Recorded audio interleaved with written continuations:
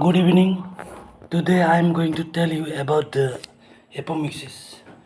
Apomixis is a special process by which seed is formed without fertilization.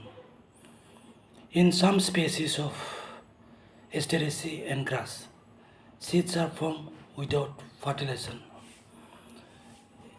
Apomixis is a form of asexual reproduction which mimics sexual reproduction.